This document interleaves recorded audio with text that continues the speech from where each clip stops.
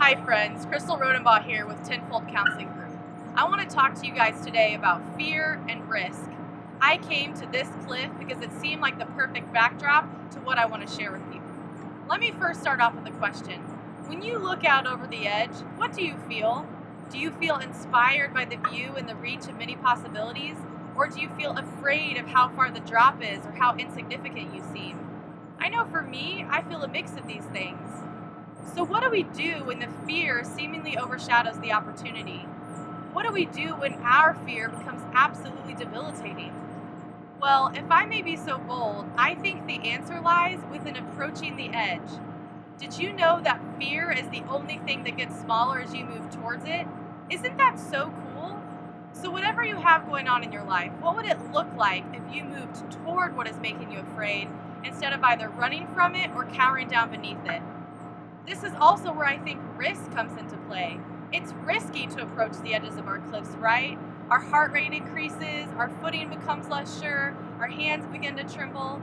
But honestly, I think I'd rather live in that state than to stay stuck and comfortable. The last big risk I took involved acquiring some new office space in the heart of downtown Kansas City. When I signed on the dotted line, I literally felt sick to my stomach.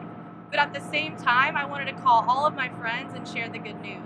I was super pumped about what this meant for the next season of my counseling practice, but also really scared about the risk involved.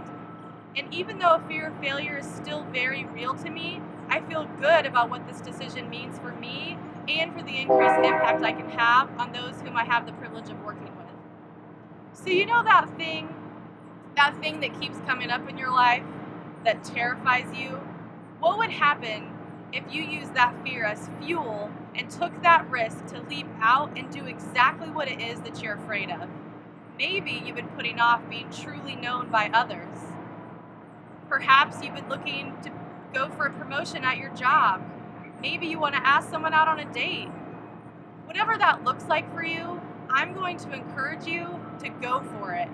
Approach your edge, and just maybe this view is actually more inspiring than it is frightening. And if you want to share your story with me, I'd love to hear it. Thank you for joining us here at Your Story Unfolded, and keep being brave, my friends.